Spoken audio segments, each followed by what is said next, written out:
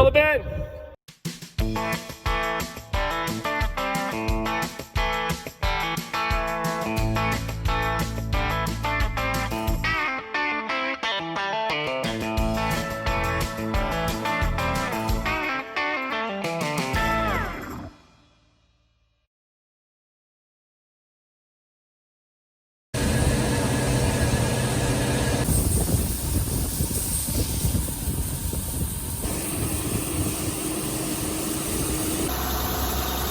We are filling the Sioux Steel grain bin for the first time.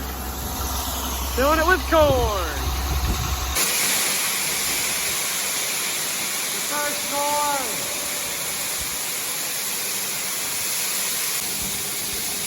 Got the flow turned up a little more. A lot of trucks to fill it.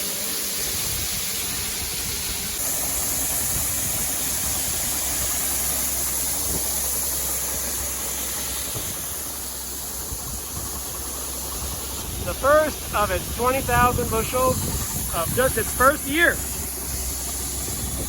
This corn will be used to feed the cattle through the fall, winter, and spring.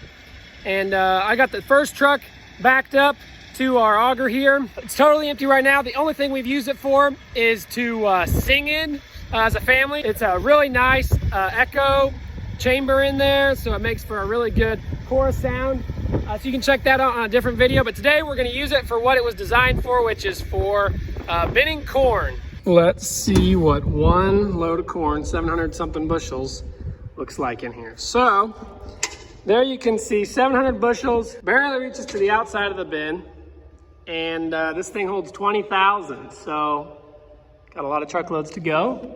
Next time we look inside this bin, it hopefully will be after this power sweep has cleaned it out for us so we can feed it, and we don't have to go in here and scoop it like we've done to our other bins.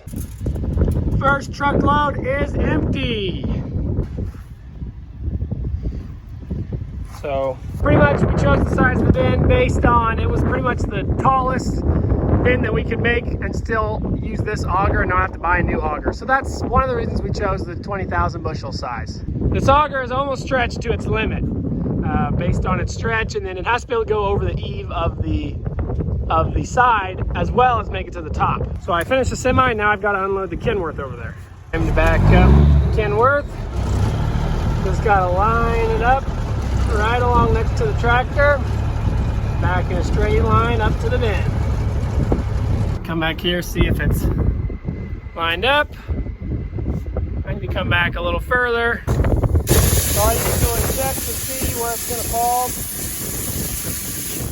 And if I like how it falls off the truck into the auger, I just let it a little bit run in there, and then I gotta turn on the auger. That way I don't turn on the auger, let it run, and then I have to adjust the truck. I make sure I got the truck ready.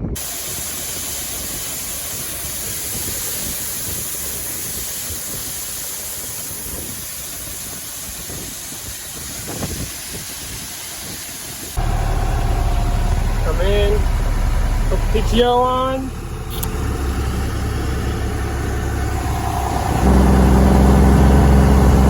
Raise the hoist. We did a moisture test on this grain. We hauled a sample to the elevator, and we also have our infield moisture tester, just a hand tester. And the corn is under 15%. This bin does have a fan over here that helps dry the grain down. I'll give you a look at the other side. So it does have a fan, pulls air. The corn is relatively dry going in, so we're not gonna have to pull it down from like 20% or anything in order to keep it from having storage loss in there. And part of it we'll start feeding on it as well, probably in October, November. We have another smaller bin that we're feeding out of right now. But we'll switch into feeding out of this one in a month or so, and we'll start taking corn out of it.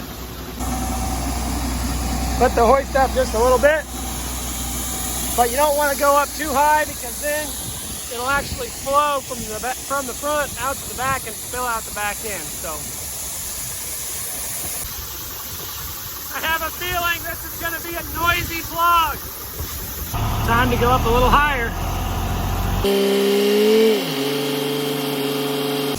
Let's head on up these stairs and we'll take a look what it looks like from the top. So we got the pin we're dumping, 7410 running the auger, leads right up here in the top. The way we can look in there though is here. It's kind of dark. Don't want to drop my phone. Very dusty. There's the truck I just unloaded. There's the bin that we were rolling corn out of before. And then over there, behind that feedlot over there, my uncle's feedlot, is the cornfield that we're hauling from. And this is the bin we rebuilt. There's the new water line, leads right over there. And there's the water that we were using with the tank. And the old water was right down there by the torch. So we moved the old water from here to water that set of bunk lines. We're gonna move it over to there so we can water cattle that are out grazing, milo stocks, or wherever might be out there. Essentially, we put this new grain bin in the middle, smack dab in the middle of a cattle pen.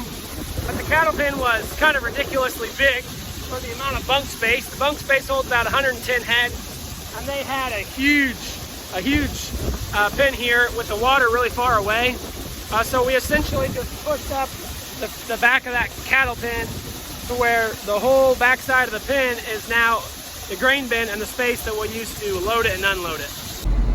So I came in here and first I shut off the hydraulic, essentially the #1 hydraulic that runs that auger, which feeds this, and then the PTO turns. Here, I'll turn it on for you. So that PTO turns, runs this much longer auger. I do not know the actual dimensions of this auger. PTOs are pretty dangerous. Working too closely to that auger is dangerous. It's a pretty old auger, so it has some leaks and stuff, and we're gonna have to figure out an attachment to put on the back side of that fold out part so it doesn't spill so much.